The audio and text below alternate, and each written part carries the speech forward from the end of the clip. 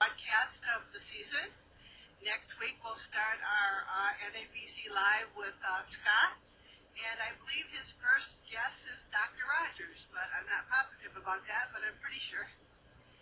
So here we have Lucky finally made it down today.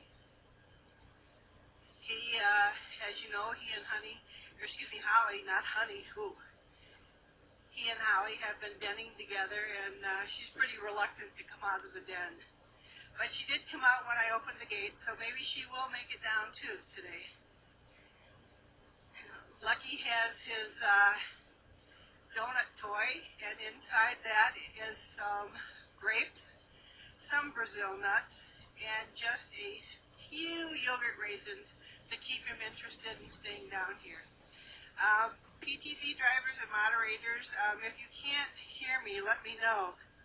Okay, I think you all have my number here, so just let me know, because I'm not getting the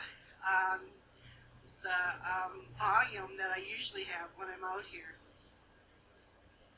This morning, Ted was out briefly for his walkabout, and then he went back into his den. Honey didn't want to be out too long, as most of you saw. She just sat by the gate, then moved back when we went back. So now we have Lucky, and Holly is capable of coming out. Whether she will, I don't know if she will or not. Let me just give you an update on what's been happening here with our bears. Of course, I'm off for a couple days, so it's always news to me when I get back as to who's been out, what's happening with them. Last week, a week and a half ago, we gave them all straw. And Lucky very diligently worked and incorporated three bales of straw into his den. And he also has a nice little blockade up just in case it's time to den. He can just close his door and he will be all set. We're still not exactly sure where Holly's going to den. She has made it clear that she could use the duck den that she has made in the log cabin. It's approximately 2 feet wide and about 6 feet deep at this point. I don't know if she can turn around in it. I haven't been in it, but I have looked down into it and posted some pictures of it. Lucky is very lethargic. As you see, he doesn't even want to work on it. I know I put more in it than that few minutes that he just worked on it. So he's just looking for handouts right now so he doesn't have to work to get his food. Another indication that Lucky is ready to den. It's the second day of October, so I would say within 2 weeks, give or take a few days, Lucky disappears and we don't see him anymore. I've also seen a gradual slowdown in Ted. Very hard to move him these days. And Honey Bear. So we don't know what this season has for us. Usually the bears are still out and about at this time. But maybe they know something we don't about the winter coming or what's in store for us in snow depth. I do know that we have slowed down here too. There's much work going on, as you've probably seen.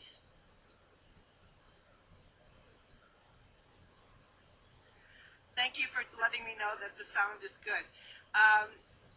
Just to let you know, there's a lot of work going on inside the building, and next year when we open up in the spring, we should have some new exhibit spaces, and also some different walls are going up here and there, and they're starting some other work outside, and we just got the okay to expand Ted's enclosure, which we hope to do in the next week before the bad weather starts. So Ted might be getting some new digs here, so we'll see what happens. Lucky is now getting off the scale again, and I wish I could give you the weights, but I can't. So you just have to figure him out for yourself by looking at him. Is he bigger than last year? Is he smaller than last year? You have to remember that he has muscle, lots and lots of muscle, and that coat is just beautiful. I was asked last week if we sprayed our bears, if we put some sort of shellacking type material on our bears to make them shiny. Nope, they do that all by themselves with growth.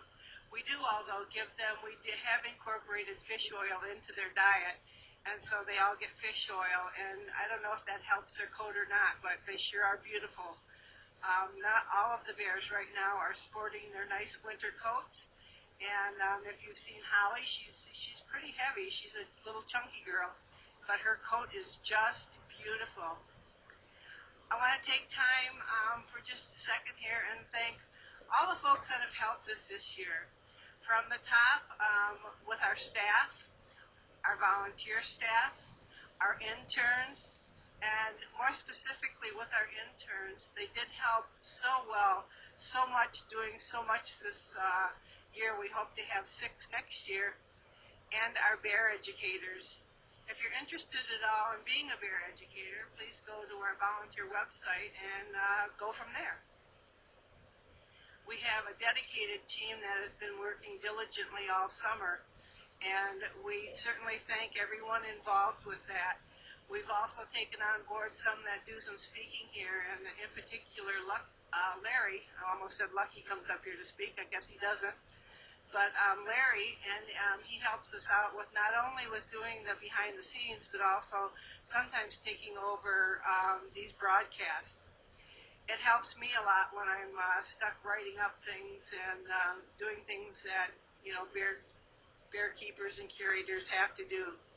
So I want to thank everyone that's been involved, from the staff to our volunteers, our bear educators, everyone that kicks in and gives us a hand here, either helping out in the enclosure with the bears, just doing manual labor here.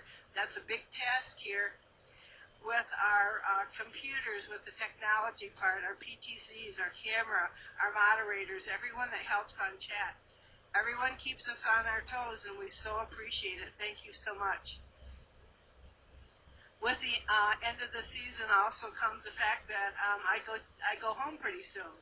So within a month or so, I'll be leaving, and it'll be time for our bears to hibernate, so that's all good too. But I want to remind everyone that we do have a children's Halloween party coming up on the 16th. If we have any volunteers or bearers that'd like to help out, come on up and help us. It's from 4 to 6 on a Friday evening.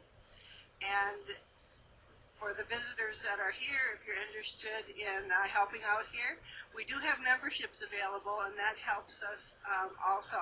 So ask our cashiers about the membership program. If you're in town and would like something else to do during the day, the Wolf Center's at the other end of town, and they have 4 ambassador wolves, plus they have 1 in retirement. So it's a good place to visit if you would like to see live wolves and learn about wolf behavior.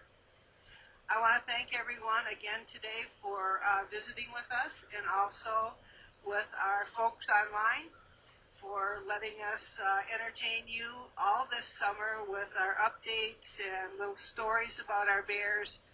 And I hope that next year brings everyone back, and we have new and better things to not only see here, but to inform you about. So thank you, folks. Thank you very, very much for supporting our bears, for loving our bears, and always having a favorite in mind. Thank you.